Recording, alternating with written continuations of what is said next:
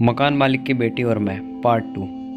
नमस्कार दोस्तों, मेरा नाम आशीष। कल हमने एक आपको कहानी सुनाई थी जिसमें मकान मालिक की बेटी रिया और मेरा किस्सा था।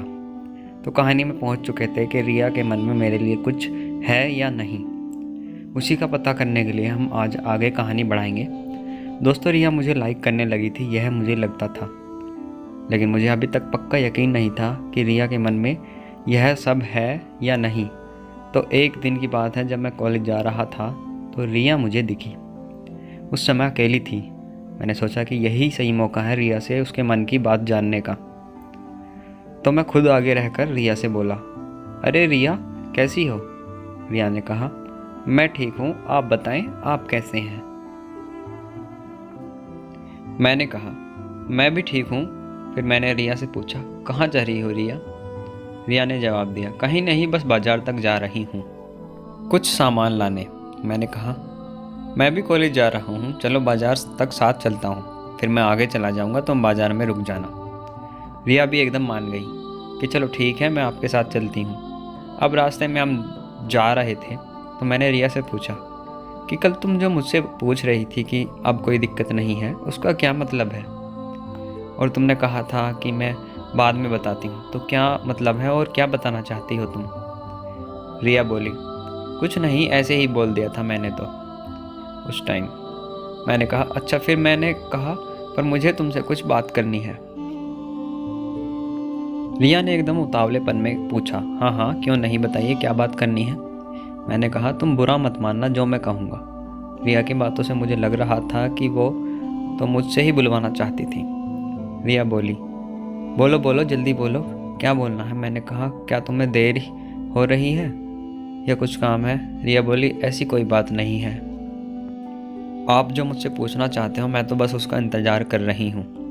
मैंने कहा, रिया, मैं तुमसे प्यार करने लगा हूँ। रिया बोली, यह क्या कह रहे हैं आप? मैंने कहा, हाँ रिया, मैंने तुम्हें जब से देखा है मैं तुम्हें छुप छुप कर देखता रहता हूँ। रिया बोली, मैंने भी कई बार नोटिस किया है आपको। फिर मैंने कहा, लेकिन तुमने मुझे कभी बोला नहीं। वह बोली, जब मैं ही छुप छुप के देखती थी आपको तो मैं क्या बोलती आपको फिर?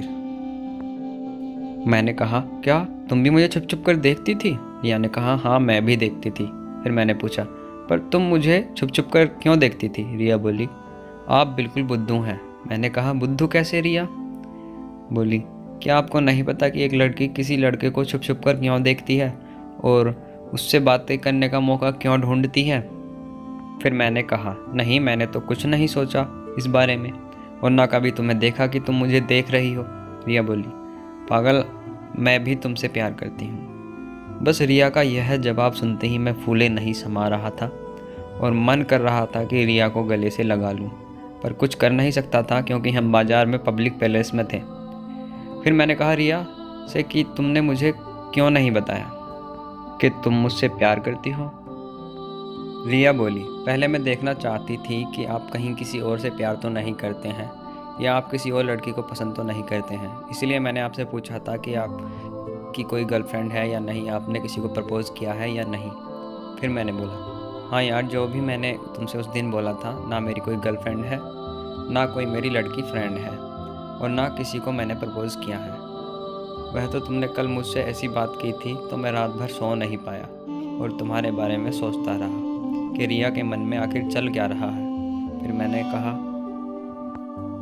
रिया, मैं तुम्हें सच में अब बहुत पसंद करने लगा हूँ और तुम्हारे साथ जीवन बिताना चाहता हूँ। रिया ने कहा, मैं भी तुमको बहुत पसंद करती हूँ और तुम्हारे साथ ही रहना चाहती हूँ।